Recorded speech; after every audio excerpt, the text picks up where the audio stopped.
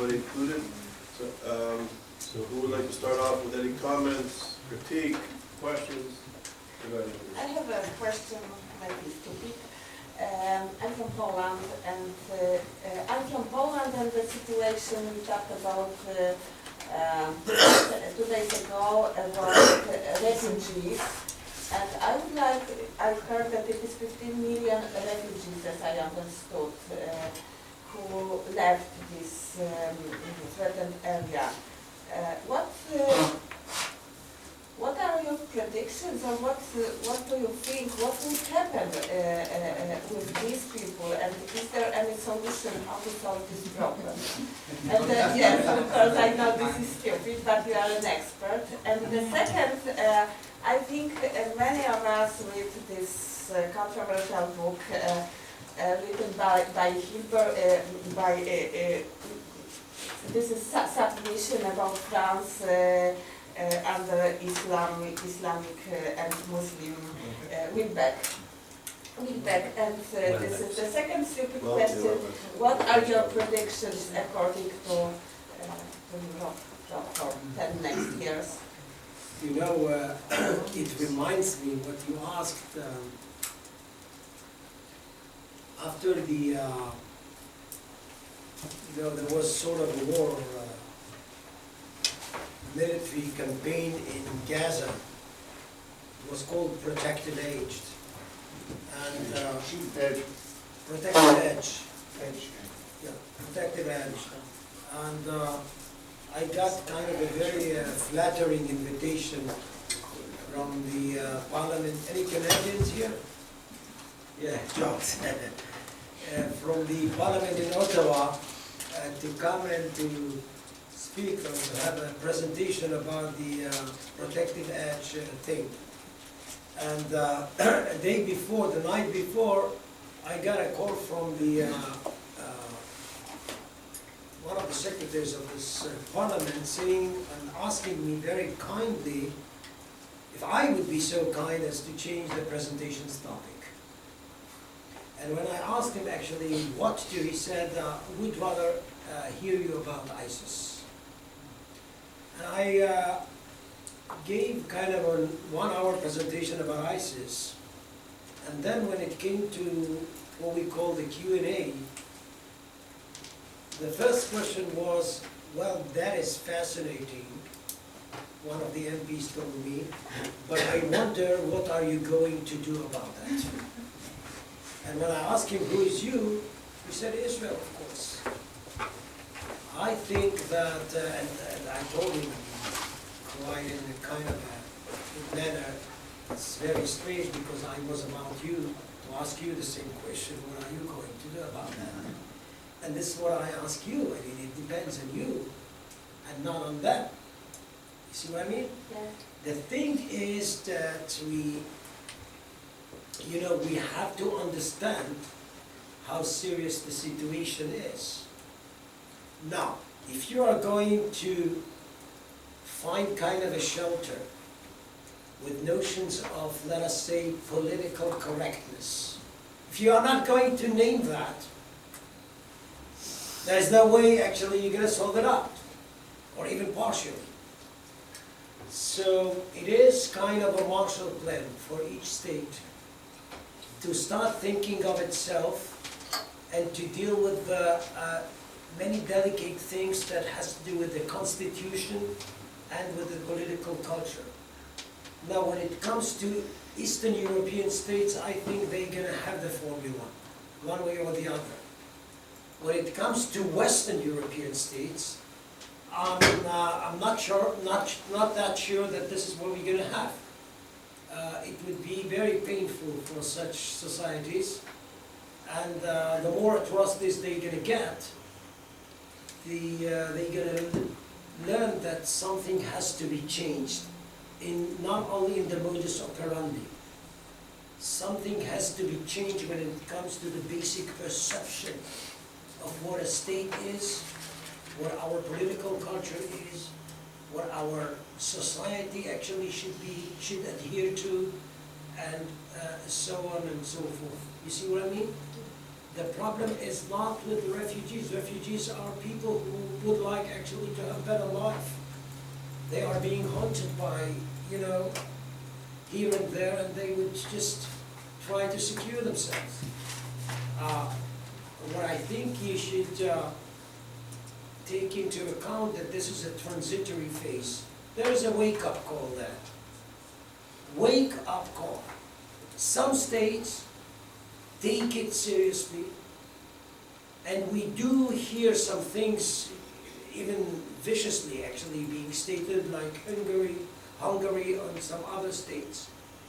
But each state has its own plate, and nobody can count on the international joint force to solve all these problems.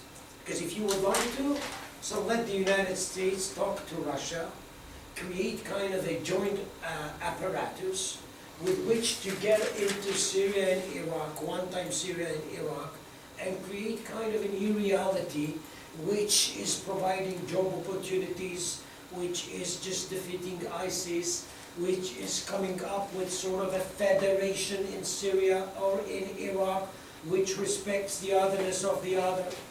It is too long a process. Politicians haven't got nor the patience nor the time to do such things. And this is going to be a very, very cruel world. And the one who is going to lag behind is going to pay a price. You know, until recently, actually, people in Israel used to say that Israel is the least safest place in the world.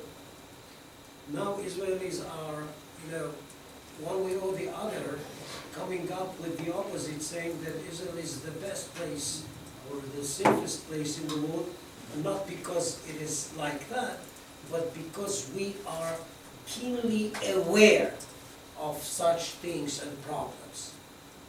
So I guess that there is no kind of a quantum leap forward. I have to tell you that. It is a very painful and lengthy process, and the more atrocities would come, the more people would would pressurize the leading elites in those states and would make them actually come up with kind of a real change, not kind of a cosmetic change. And unfortunately, this is going to feed some right-wingers in Europe, and the neoliberals are going to fall into the cracks. You see what I mean? Yeah. So it's a disaster, in my opinion. And you know, I know personally Mogherini. I respect her really, and she's a very nice person. But you know, to listen to the way the EU is speaking about the problem, it is as if everybody is coming up with the political correctness language and the, I would say, lip service. Nobody is really naming the problem. And this is something that, you know, we have to... By the way, Europe has, since 1995, observed that there is a problem that could be very, very dangerous for Europe. It was called, I think, the Barcelona project, or process, sorry, yeah. Barcelona. Yeah. The thing was not only the integration, is to go to the Middle East, to create actually, you know, huge, I would say, initiatives that would provide people with job opportunities, and not only in the capital cities, in the peripheries. Why? Because the notion of the Barcelona process was that if we are not going to have that, people are going to migrate to the capital city, and from there to Europe.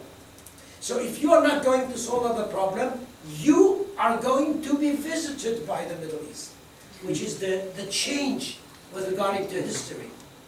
The Middle East was visited by Europeans, mainly. Now, it is the other way around. And you know who were the guys who objected this plan? People like Gaddafi, people like Hafez al-Assad and others, or people in the Maghreb, because they thought that implementing fully implementing such a plan would degrade their position in the society. It would make people be open to some other things and would make them much more, I would say, vulnerable, the rulers. So this is the paradox, you know. Iron Fist dictators objected to that. The West said nothing because he needed those Iron Fist dictators, as we said before. When they toppled, the West had to say that we are against dictators and we are with the people. And when they're coming to the fore of Islamists, you are trapped in kind of a place where you say, well, Morsi is an elected leader in Egypt, and Sisi, who is sort of a pro-Western, is a dictator. Whom should I support? The one who was democratically elected, the guy of the Muslim brothers in Egypt, or Sisi, who made a coup d'etat? And when you look at this, you see actually how the West, generally speaking, is being trapped in kind of a trap that is being built up by the antagonism between interest and ideals. Russia, or Putin, hasn't got that kind of a complex. You know, for him, providing Bashar al-Assad with weaponry and to tell him that go kill them, slaughter them, using even chemical weaponry, because this is what I got in Chechnya. I know that. There is no such contradiction when it comes to interest versus ideals. There is a smooth transition between Bashar and between Putin and Bashar al-Assad. Okay? But when it comes to the West, you are full of contradictions because actually interest doesn't meet your ideals. And you cannot support dictators slaughtering their own people. At the same time, you should support democratically elected leaders. And here comes the thing of what is the preferable. And since the Arab Spring was to bring kind of a real spring to the region and the opposite happened, well, the West now knows or realizes one thing. You are not dealing with engineering the memory and the future of other peoples. Let them do that by themselves. It will take time and a lot of pain, but the world is not responsible for the Middle East in this step. The other thing about Wilbeck, I mean, you know, I think that this is a third world war. It's already there. Now, to talk about the world war would be dangerous because people has kind of a very clear picture of what a world war is. The first, the second, I think it's the third. And this is very tricky because nobody would depict it that way. But it is there for all means and purposes, and it is so different from the conventional wars of the 20th century that nobody would actually dare declare that or state that that way or put it that way. I think it's a world war. It should be dealt with in kind of a joint force of the international arena. It has to do with education. This is not a war to be fought with tanks and airplanes. It's not a conventional war. It's not, it's the hearts and minds. And what you have to do is just to bring in kind of a new concept, new thinking, new educational system. You have to make the next generations be growing up on a different premise in order to make a better world. It will take time. So, you know, it's too late to come up with kind of a winning formula now. If you would like, first of all, to deal with them, name it, see who is going to side with you about that, build up a joint camp, and come up with a lot of money, a lot of energy, and with an educational revolution. You're gonna give money only if an educational system, a new one, is going to be implemented for you. And this is something that I don't think that it is feasible. So this is why I'm so pessimistic. Okay, I'm taking down names, so I would like to ask a question. See, your point is important, but isn't the exact opposite happening? So if you look at what happened in Iran, Yossi Cooper-Wasser wrote a report that 5 days after the P5+1 signed the agreement, there was a huge spike in the migration, the refugee crisis last summer. People didn't want to live under Shiite Iranian regime's hegemony, and they decided to run. Part of this agreement is now becoming more and more clear. It's people like Pickering. There are major operators in Washington working in Congress and in the Senate to try and get approval of the agreement for oil companies, for high-tech companies, for Boeing. Pickering worked for Boeing, and they just got a $25 billion deal with Iran. So this unfreezing of $150 billion kind of opened up an Iranian economy, a strong Iranian economy, to Western interest. And we're talking about huge sums of power and money. So it's the West's short-term interests that are governing these relations.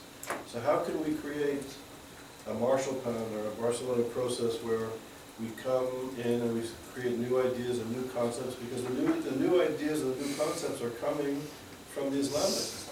They're building the schools, they're doing it. So And we can't even have a conversation where we identify and name the problem in the West because it's politically fraught. So this is, I fully agree with you. First of all, we said actually in the first part that many Sunni Arab states were so disappointed of this agreement of 5+1 because they took it as kind of an indication that the United States would rather have Iran siding with her and create kind of a new balance in the Middle East.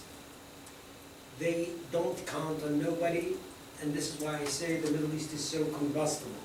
Second, remember that Iran is sponsoring terrorist groups all over the world, especially in the Middle East.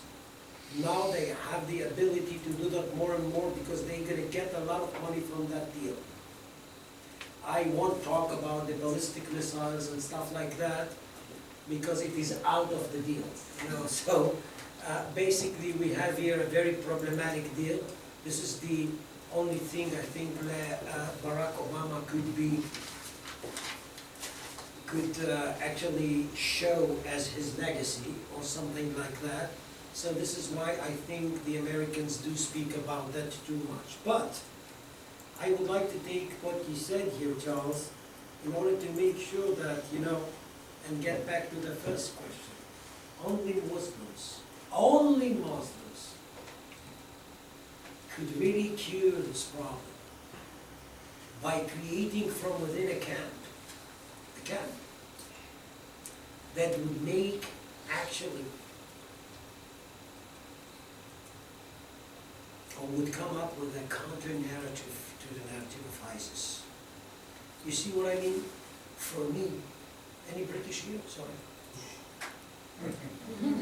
Okay, so me, Bradford, for example, or Birmingham, are not going to be British places in the way we used to have. If you go there, see what you have on the ground. It is totally different culture. Totally different culture.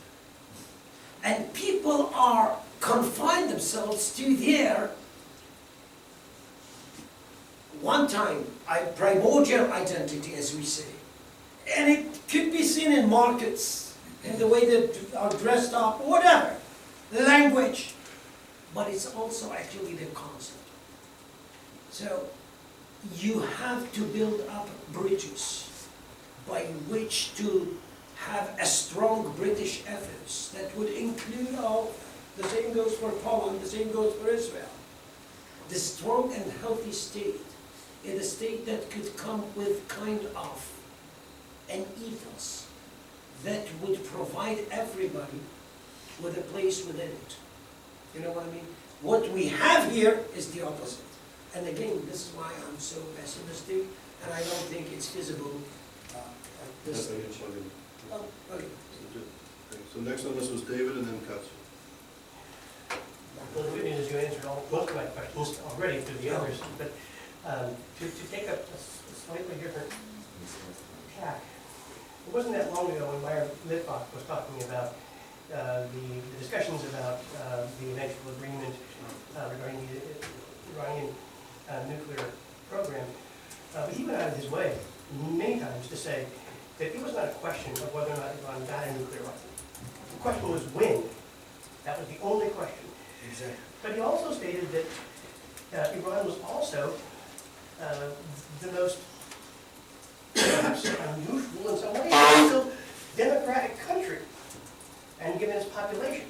So what he was really saying, even before this agreement and after the Arab Spring, that it seemed that Iran represents some kind of a model that deserves to be studied as a means by which to come to some sense of how to negotiate with, let's call it, the emerging Islamic world. Well, how does that strike you? Yeah, I mean, I respect his argument, and he's my dear friend, and I dare say that in this, point, what I think is that I have, I have a lot of good things to say about the Iranians themselves, because the people and the youth there are so keenly aware of what's going on in the world. I'm pretty sure that when it comes to the people, you would have many other thoughts to be reckoned with. But remember, this state is what they call in Persian Jamhuriya Islami. It's an Islamic republic. When you look at the Iranian, let us say, theater, and you see this guy, let's say the president, Rouhani, or even the foreign minister, they are much more,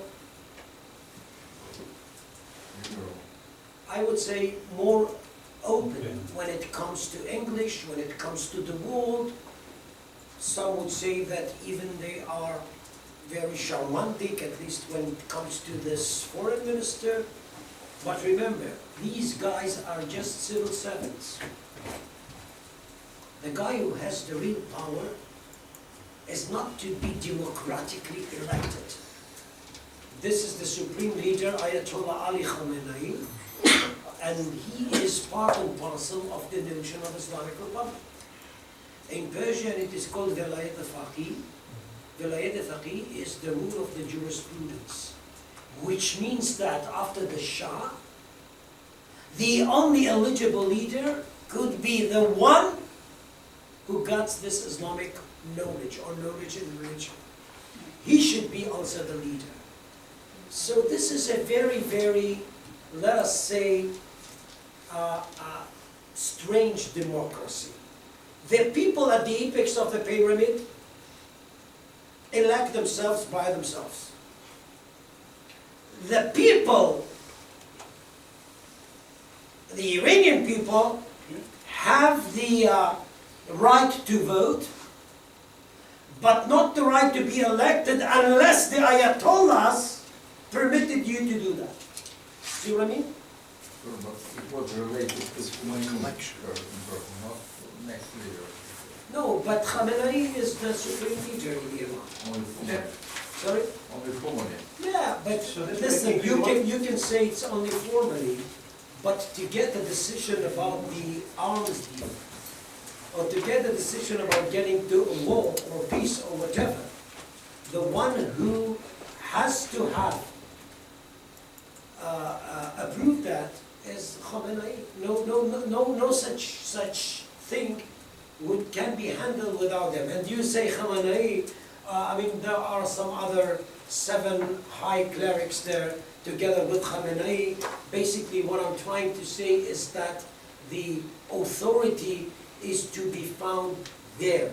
And when we talk about, as you said, partially democratic system. Well, it is very, very partially, and I don't think that any Western citizen would call it or depict it as a democracy. I tell you why, because you can be definitely vote, but not to be elected unless the Ayatollahs would actually let you do that. So this is a very, very, I would say, false game.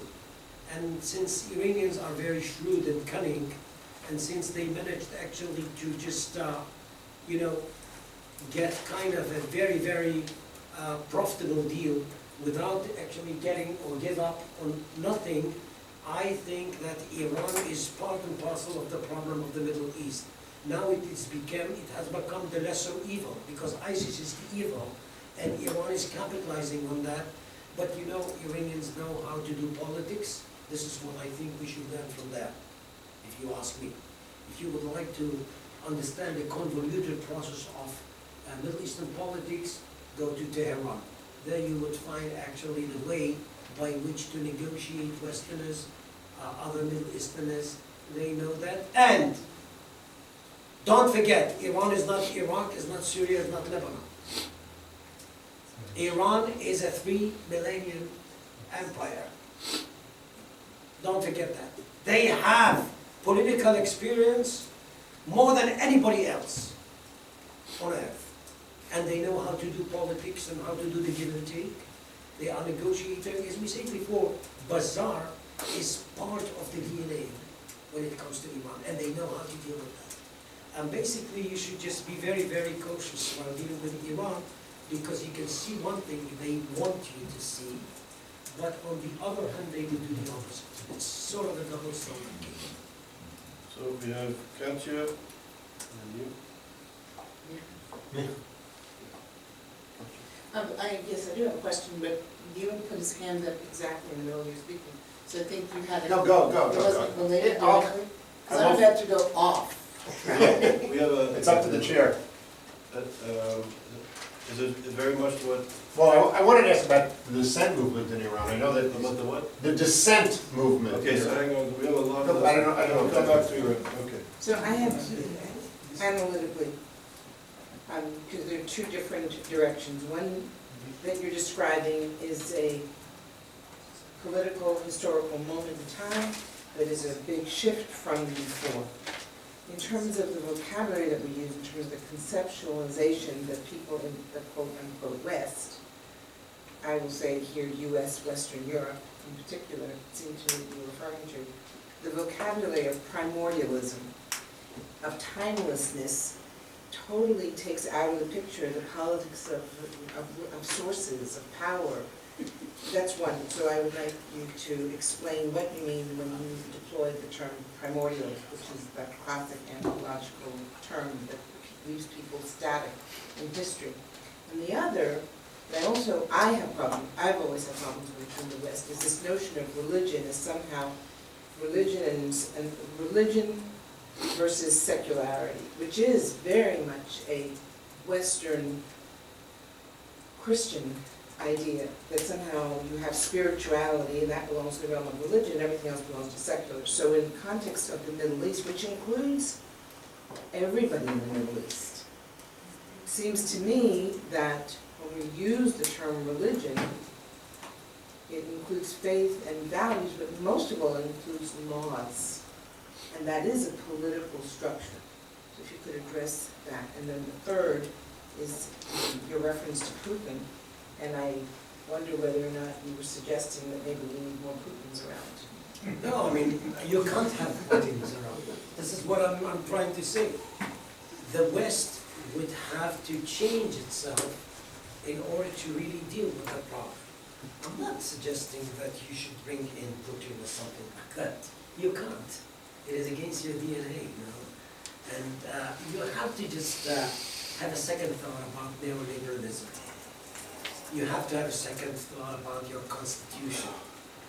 You have to have a second thought about your, let us say, social fabric, about your education. There's a lot of things to deal with. But for example, if you would ask me just to give you an indication, I would make people of my society be from the early stage of their life, be knowledgeable about the others. Be knowledgeable about the fact that there are others. You know, if I am being grown up in Damascus or Baghdad, and I am being taught history, and the only history I have is my history, how can, for God's sake, kind of a grown up of that kind of a system would be fair to the others? Just think of that. The more you expose people in their childhood to the otherness of the other, the better. Because you're going to create kind of a man of war. You're going to create kind of an openness that is not there anymore. Now, it is very easy to capitalize on what we say here, what you said. You know,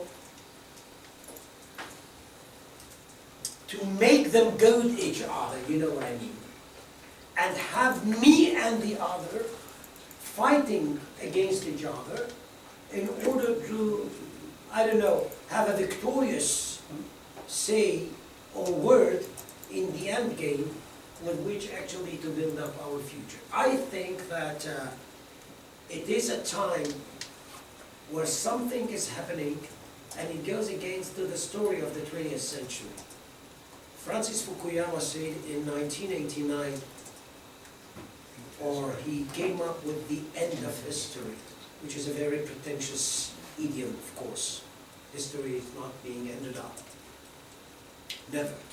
But what we have here is kind of a saying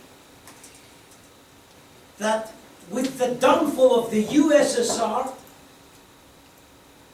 the questions we asked throughout the 20th century got kind of a clear answer.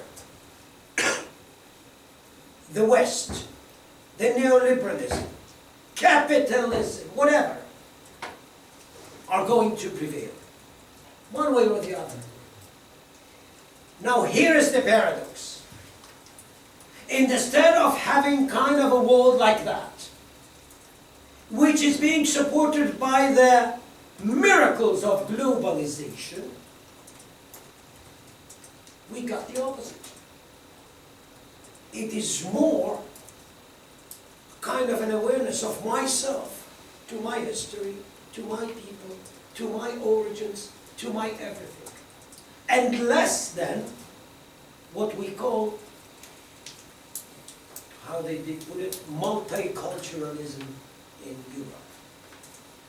In Europe, multiculturalism was that if you are going to stay here, you should look like me and behave like me.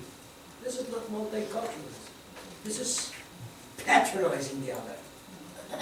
If you would like to have multiculturalism, what you have to do is, again, respect the otherness of the other. Learn about him. Understand what he thinks of things. His conduct of life, or whatever. Now, Islam is not just laws. Islam is a civilization. It's a way of life. I have nothing against Islam. But the problem with Islam is that many Islamists are politicizing Islam in kind of a way that would make actually me, you, and the other fighting each other. Because they put some clear-cut notions on the table. And this is why ISIS is so successful. They are driving a wedge within me and you, or within Muslims, sorry, asking them a simple question. Who are you loyal to? Your state or your religion? So if you are a Muslim living in Marseille, or you are a Muslim living in Antwerpen or in Amsterdam, they would clearly say that you can live there, but remember, the more French you are, the less Muslim you are. That's all.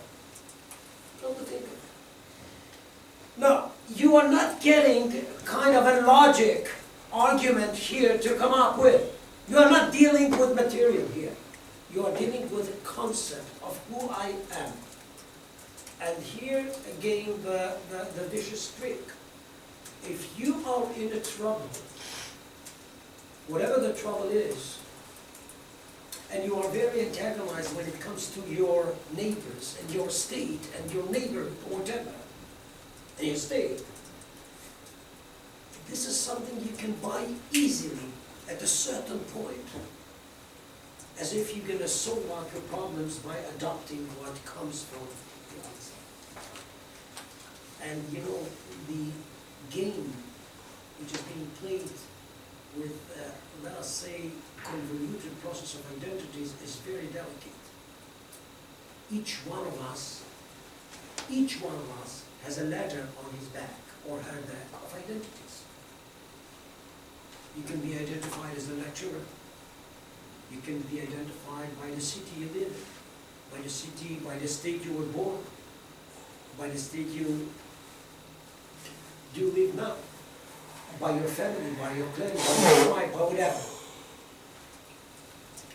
You can do that. But remember that identity is not something that you necessarily choose. There could be some things actually going around you, and they would force you actually to change your identity. For example, I just met many Jews who made Aliyah from Paris and Marseille to Israel. And I talked to them. Some of them are my family members also. When I asked them why did they do that, they say loud and clear, until recently, I thought that I am much more French than Jewish. What happened in the Bataclan and Hypercacher and some other atrocities in Paris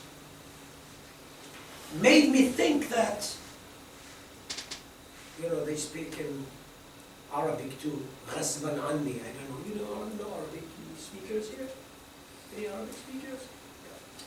غصباً عني, which means actually against my will. Things happened that made me think of myself as much more Jewish than French. I don't want to actually to go on with that. But you should ask yourself, are you American? You don't want to ask where I'm from because it's very complicated. See? This is why I won't complicate things and ask you But I am who you are. Israeli and American, and Okay. my mother was a refugee from Nazi Austria. So I think a lot of us have these multiple identities Yeah. with the experience The of thing, exile. well, the Shifted thing identities and is, citizenship. yeah, the thing is that, you know, globalization was to turn the past or our past identity into sort of an exotic thing, not so instrumental. I think that globalization made us very, very, very, very keen about who we are in kind of a way that the past has never been clearer to the nowadays people as was before. You know, I can build up a PowerPoint. You know, I've been to Ramallah, visiting a friend in Ramallah, and his son actually was orchestrating kind of a PowerPoint with a huge white building there. And I asked him, actually, what this building is. He said, well, this is the building my great-grandfather used to have once. And I asked him where. And he said, it is exactly where your university stands now, Tel Aviv University. This was a neighborhood called Sheikh Mounis. The notion was that people are going to forget with the passage of time. It is the opposite. With the passage of time, with the tools of globalization, people are pretty keen about who they are. And if they have a problem, they are going to Google or to do something about themselves, and they're going to build up a PowerPoint about where they came from, what their origin is, knowing everything and be very, very jealous and very, very, I would say, strict about their rights, uniqueness, and etc. Listen, this is a huge process. I'm not saying that, you know, it is doable to deal with that way, but I would rather say that, you know, in the Middle East, let's just make it more, let us say, feasible to understand. And let's say that I'm talking now to a policymaker. Just take a thing that I had in the Knesset of Israel a month ago. I had to explain to policymakers in Israel that if you're going to go, for example, now to Halab in Syria, or even Dar'a in Syria, if you are going to refer to these people as Syrians, it will tell you nothing. You have to dig in and to be aware of who they are in terms of ethnicity, religious, tribes, etc. Religion, tribes, etc. Why? As we said before, this would help you out in fostering or building up the power configuration map.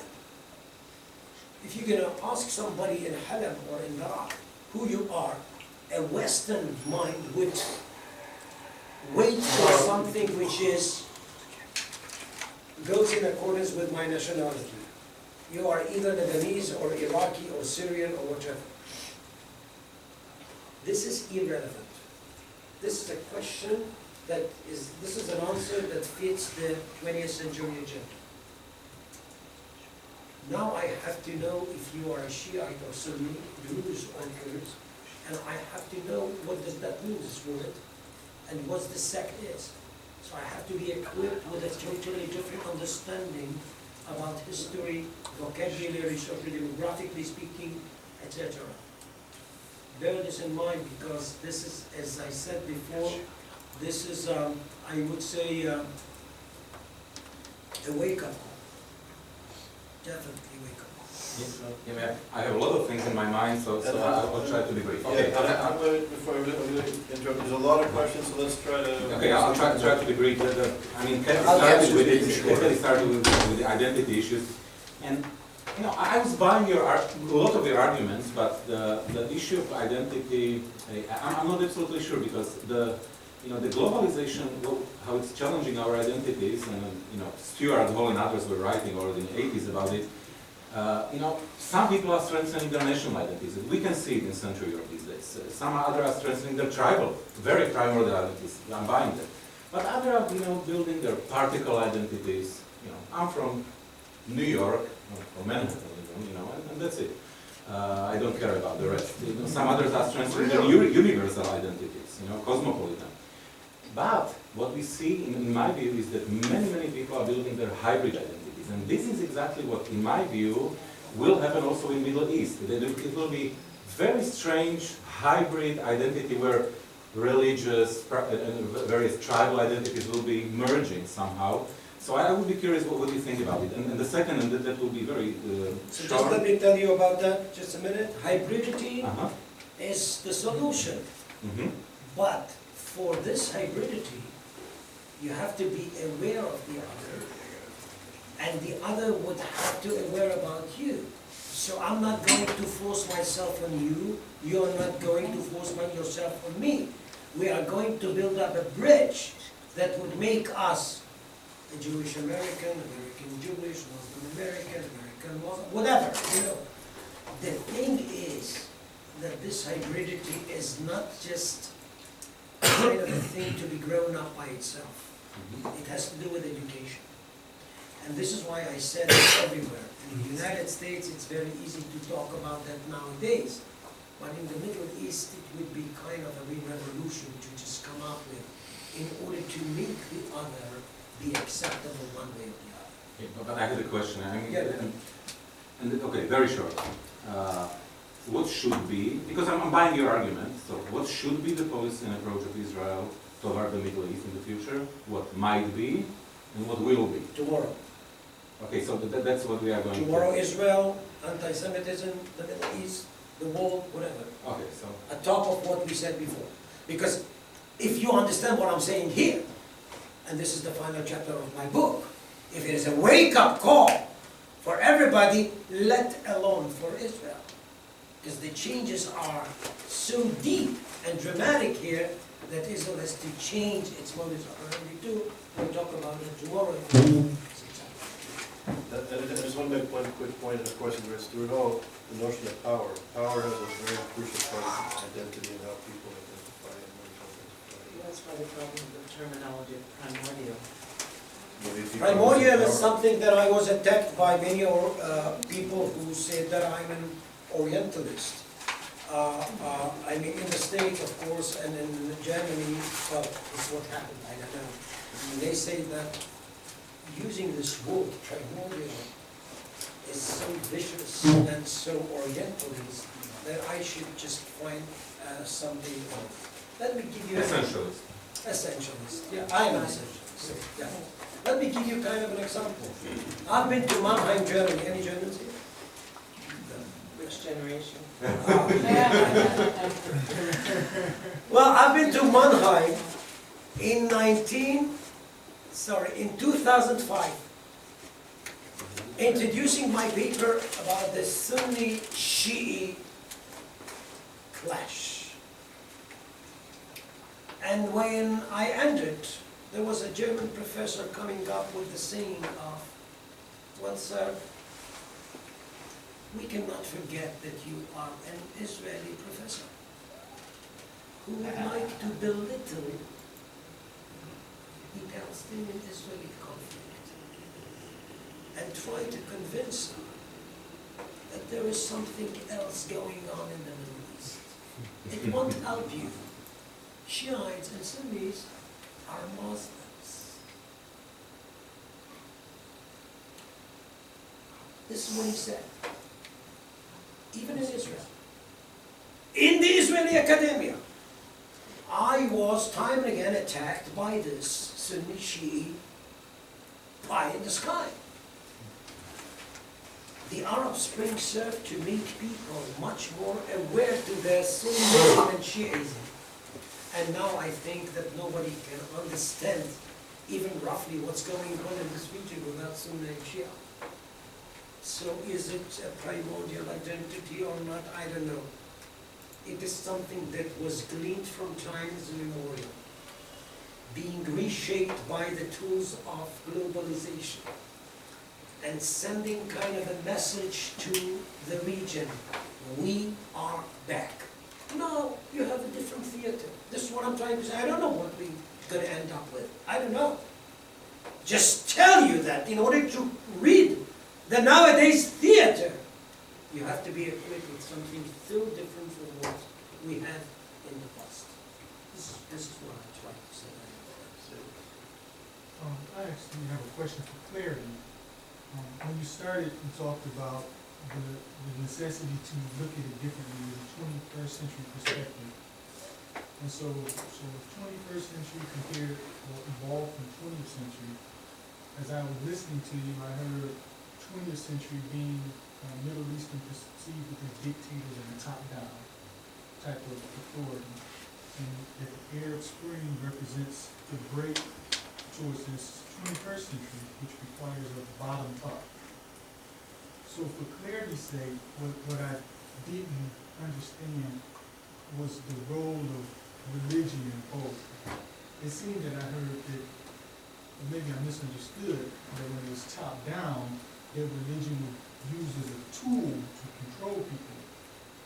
And then when it's bottom-up, and it's a secular democratic thing, and if that's the new way, then when of course, in American media, you get a distorted perception of Islam. Maybe I didn't explain that well.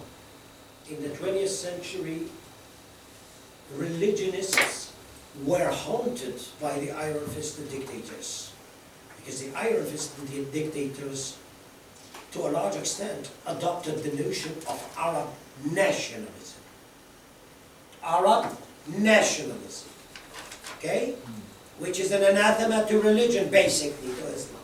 What they did, people like Nasser and even Gaddafi and others, is to raise the banner of Arab nationalism, but to rope it up with Islamic motives, as if they are true or pious Muslims, but religionists, Muslim brothers in Egypt, and others were haunted by that.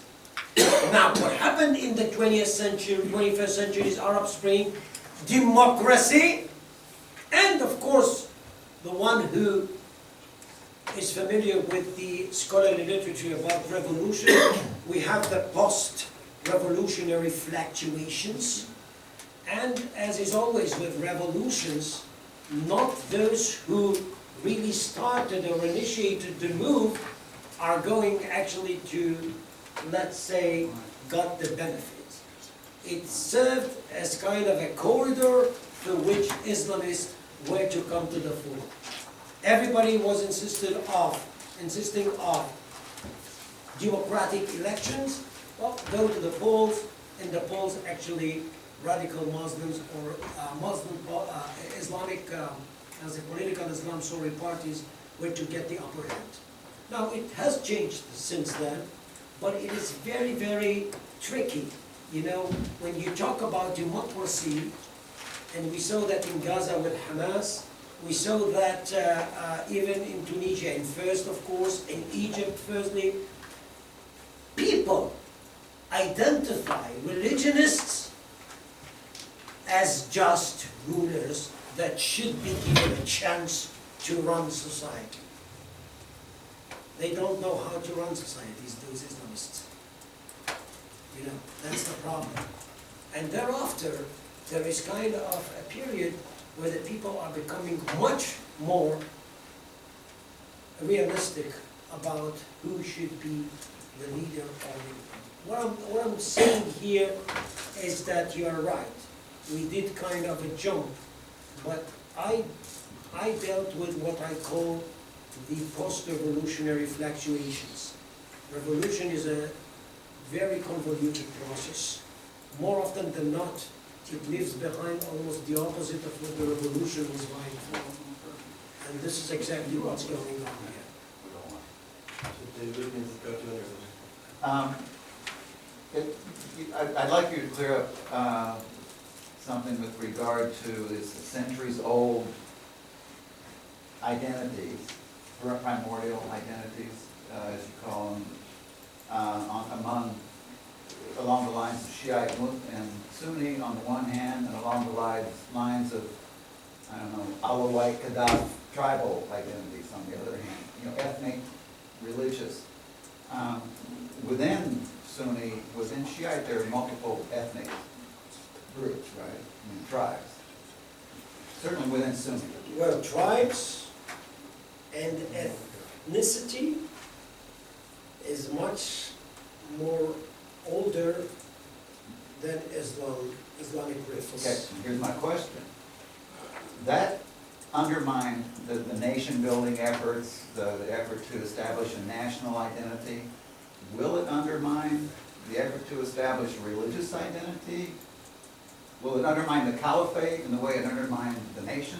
Exactly. Will it or not? I mean, what's the It will.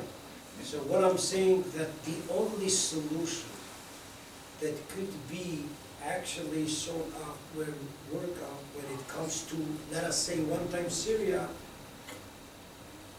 the best case scenario would be sort of a federation.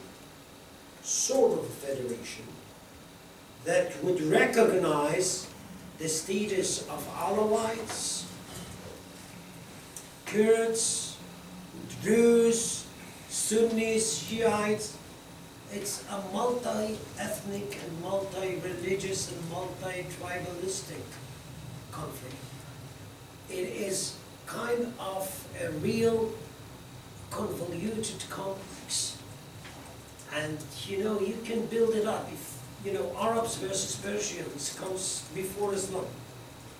Persians happen to be Shiites and Arabs, most of them happen to be Sunnis. So it was kind of a second floor you built up on your first floor. And, you know, when it comes to the narratives and so on and so forth, you're gonna get narratives which are going all over the way and are being corroborated by things that were, well, I have to give you an example, because I think that something is, this is something you can write even, I think, because, I mean, if you would like to cite me, I mean, on that, that would be great. What is relevant to the Middle East is not what you see in your eyes. You know the American aphorism, what you see is what you get. So you should take it. And in the Middle East, what you can't see is what you get. What you can't see is what you get. So what I'm trying here to say is that a lot of the happenings of the Middle East should be understood by the internalization of what I call the mindset of the people who is doing something, not with the details itself. For example, Saddam Hussein was toppled in 2003. Okay? You know what he said before the Americans got in? To the people of Iraq, beware! We are back in 1258. Anybody knows what happened in 1258? The Mongols distracted Baghdad. Okay? So Bush was depicted by Saddam as Hulaku, the then Mongol leader. Now this is not the end of the argument. Who is aiding those Americans coming to Iraq to topple the Sunni regime? The Shiites. Are we surprised by that? No! Because in 1258, the Mongols were aided and supported by the Shiites who opened the gates of the city for the Mongols. So the Mongols' Shi'i concoction is revisited. What we have now is an American Shi'i conspiracy against the Sunnis in Iraq. Now, the moment you have that, the Sunnis are trying to build up for themselves something that would secure them against the American Shiite conspiracy. The Americans didn't know that, because they thought they would just, you know, talk to the Sunnis, explain it to them. What I'm trying to tell you is that when I'm talking about these centuries-old animosities, this is in the mind of the people. And when you are doing geopolitics, more often than not, political scientists are not bringing that in, because they deal with, you know, powers, mechanisms, you know, UN and stuff like that. What our discipline dictates is that we have to do cultural diplomacy. We have to do cultural diplomacy because diplomacy is something that is the byproduct of the way people are actually, I would say, manage themselves or conduct themselves in the field of diplomacy, but by using, let's say, cultural notions of their own. And yes, please. Do the Sunnis perceive an American Shi'i alliance again? Right now? Definitely. Definitely. This is why they support ISIS. Not just Saddam Hussein. No. Listen, I mean, the animosity is that deep. Okay. Okay? Yes. But just to let you know that the Shiites before then, when Iraq became Sunni by the British, the Shiites talk about British Sunni concoction. Okay? Just, you have to have an enemy from the out and from the in. So this is kind of a very conspirational, you know, logic that you have, show me my enemy. This is kind of a thing that Middle Easterners cannot live without. Don't tell me that there is no enemy behind the bush who is trying actually to slaughter me, kill me, take, or whatever. With this thing, you have to just move in this Middle East, unfortunately. Because you have to look for your enemy's enemy. If you know how to do that, you're gonna have some profits in this Middle East. If you're gonna just, go straight away, straight ahead, you are doomed. Okay, so we have about 10 minutes and 4 questions. So Gregory, then Eddie, and then Andreas, and then Gil. So let's try to, 10 Okay. minutes. And very quickly, well, with the last comment, you might lay yourself open to charges of essentialism, but I thought it was a shame to appreciate your talk in terms of a critique of primordialism, because, as I saw it, you weren't saying these people are primordialists, you were saying that primordialist discourse is alive and well, and it's a super effective discourse for bringing up and making animosities real. It's used in US politics. The British National Party is primordialist.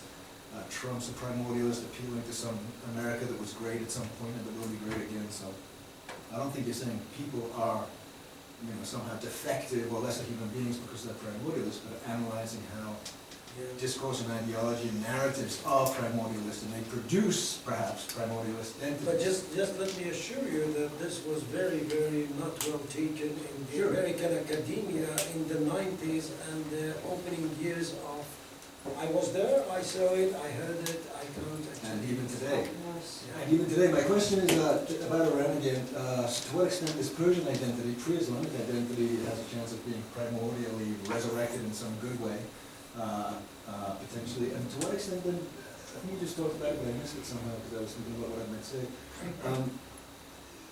The Iran is Shiite, and ISIS is Sunni. So was there any of this, in terms of tactics, not strategy, but okay, we have to balance ISIS, so we're going to support Iran? No way. If you read what ISIS is saying, Shiites are not Muslims. So there's no counterbalance? They are Murtaddun. They are people who got Islam themselves. Disbelievers. Yeah, and they just rejected that after that. And they deserve the worst. When somebody's hat is being cut off, it is not that ISIS just has it's not kind of a joy, something that you are going to do in order to show somebody something. It's something that is written there. When you are dealing with people who got Islam in the first and then just were stripped of Islam, and they are false Muslims, you have to deal with them that way. Shiites, Alawites, Kurds, Yazidis, you have a bunch of traditions that are being actually told by ISIS leaders day by day, and you have that there. You don't have to just, surmise something or analyze that. It is just said loud and clear. Everybody could be considered as kind of an enemy of Islam, but Shiites are the worst, because they are false Muslims. And so supporting Iran isn't a way to combat ISIS? Supporting Iran, Yeah, who are Shiite, no? yeah, this was the one of the main, I would say, understandings of the Americans. Okay. When they came up with this deal, Okay. kind of a byproduct of that would have been kind of an Iranian assistance against ISIS. But Iranians are talking about opposite. But Iran, shrewd, cunning, not that naive, they won't actually help you out against ISIS, because as long as ISIS lives and exists, they are being considered the lesser evil.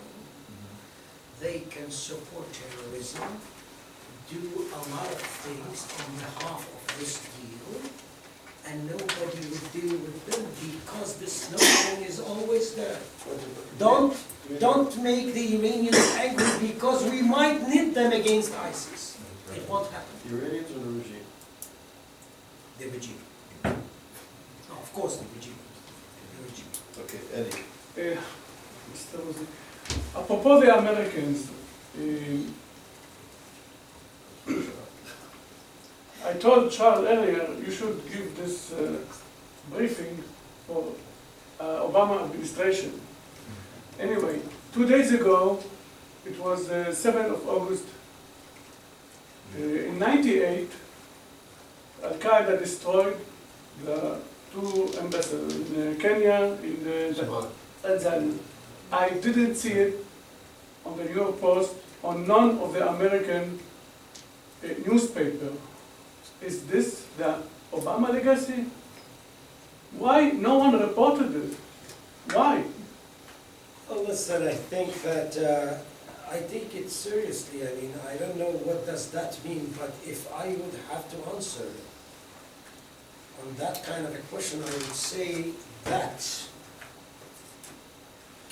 whatever memorizing radical Islam, and this is done actually with regard to ISIS, we are not strengthening the model. If we're gonna talk about their atrocities, if we're gonna make it kind of a ceremony day by day, we're gonna actually provide them with a boost. Because sorry? Advertise. Yeah, I mean, don't help them without that. I mean, look at what happened in Orlando. Okay? There was a guy, a very well-respected professor, you can just use Juan Cole. I don't know if you know him. The Middle Eastern Yeah, Association. he was work hardly to make everybody understand that Orlando is more of a homophobic thing than the other way around. And he worked so hard about that, that he even didn't accept the slogans and the tapes that were recorded there when this guy actually was paying loyalty to ISIS before he did what he did. This is what I said. Homophobic, socioeconomic, psychological, people are getting kind of a framework through which to wrap up their predicament. And look at what happened in Germany with the guy with the AIDS, who just, you know, it would be very, very, and in London I think, I don't know, this guy was... All of them are crazy, all of them. No, but yeah, I mean, if you are going to prove that they are mentally ill, so thanks God it's not ISIS. ISIS is not having a direct link with this guy, that's the problem. But this is ISIS modus operandi. Why should I sacrifice myself if I can do the same thing and being regarded as kind of a martyr? Think of that. It pays off.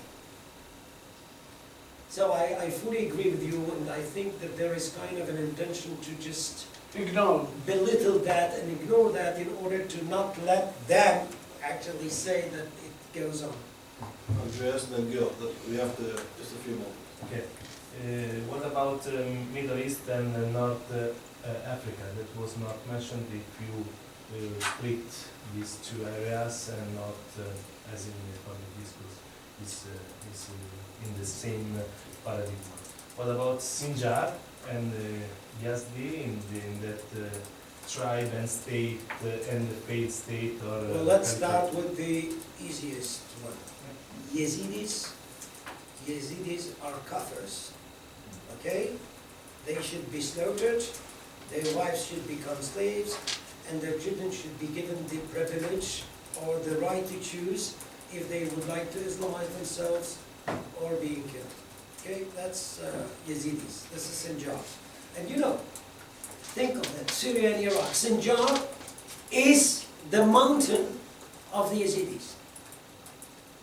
Jabal Alawiya is the mountain of the Alawites. Jabal Duruz is the mountain of the Druze. This is centuries old things.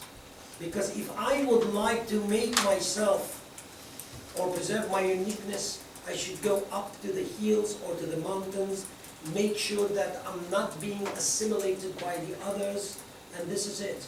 And this everybody actually is getting back to his one-time fiefdom. But when it comes to what you said about North Africa, well, this is a very, very delicate issue. North Africa of course, when it comes to Morocco, Algeria, Tunis, and Libya, if Libya should be considered that, I mean, these are Arab states.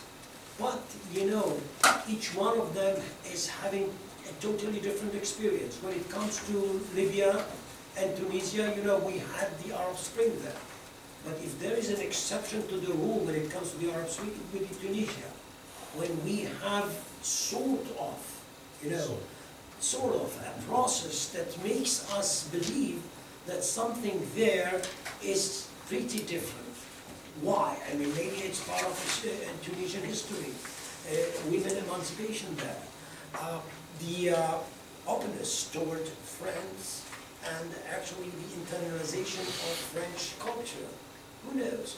Algeria, well, this is actually kind of a very tough, bloody struggle, getting back to the 90s.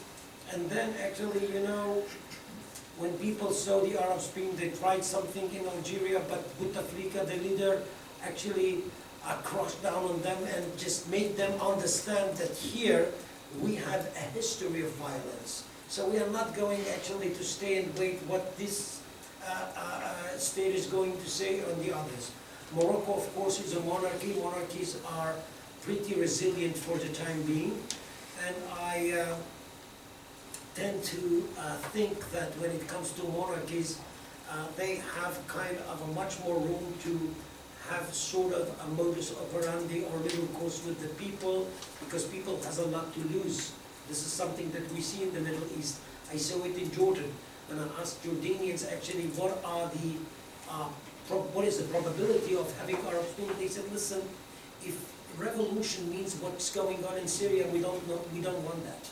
Because people have something to lose. This is actually the flip side, you know, of this coin. So this is something that we have to take into account. Sorry, I forgot what you asked me. Okay. And Gil, I want to go back to something, we're going off where we were, but I raised quickly. I like your comments on your sense of what the nature or strength or weakness of the current opposition in Iran, opponents to the regime. And apropos of that, your comments earlier about Egypt and the changeover, one of the things that struck me is that we confront as teachers very serious support for the Muslim Brotherhood, which was democratically elected in Egypt. And they'll say... By whom? Students. Sorry? Students. Students. Who argue that you have the reassertion of a repressive regime that knocked out a democratically elected regime. And that's not such a simple argument to dismiss. Now, there are ways, but it seems to me that both from, as you presented, but also from the nature of the Israeli approach to Egypt, it's a very questionable position to defend on its face. And I think it's something that we shouldn't casually sort of run over because it's something genuinely. So I think the two issues of, on the one hand, what's going on in Iran and the effort to democratize or to challenge the regime, and on the other hand, what's going on in Egypt. They're different, but obviously... But why did you connect Iran to that? No. What happened is, you were talking about Iran, because your expertise in Iran, I was curious about your own sense of the nature of the opposition. Well, that's one, and the other is that... So the opposition in Iran is there, but it is, you know, they don't have political and economic levers. I would just make a long story short. If you Going to be would... stronger. Sorry? Opposition is going to be stronger. What is the opposition? In Iran, inside Iran, within, What is opposition? oh, it might be called. You don't have an opposition party. Opposition is people and young people who would really like to have better life. I agree with that. And maybe most of the Iranians are there. But when it comes to the bread and butter issue, when it comes to who hold the political and economic levels, they won't let the people be organized as was the case in Egypt. Now, What happened in Egypt is that when people actually were gathering in Tahrir Square, they were aided and supported by the Muslim brothers, who were also against. They were supported by the already existing and legitimate opposition. See what I mean? So the opposition in Iran has really thin legs to stand up. So this is what I think about Iran. Egypt and Israel tomorrow. Is that okay? We'll talk about Israel tomorrow and the way it conducts itself in this Middle East. But I think that I agree with you because this is the $1 million question on $24 million. 64. $64 million question. Listen, this is where the West was trapped. That's correct. Because the West actually supported Morsi. He was democratically elected. But the West had to also denounce Sisi because this was a military coup d'etat. Now what are you going to do now? Sisi is the incumbent. He is being aided by the army and most of the people. He is fighting Muslim brothers. He outlawed them. So we are getting back to the Nasser era, 60 years ago. And Egypt is in the channel of state versus religion. Two different visions of what Egypt should look like in the future, and it goes on. It's also the Hamas victory in the last election and the overthrow of the British. Exactly. Two quick announcements. So we have, before I thank Uzi, one of the things that drives me crazy, I think there's a big difference between a democratic election and a free election. There's something to think about. There's a difference between a free election and a democratic election. So please, if everybody can come to 2:20 to take a photo, have a nice lunch, and on behalf of everybody who's in, thank you very much. Thank you. In the-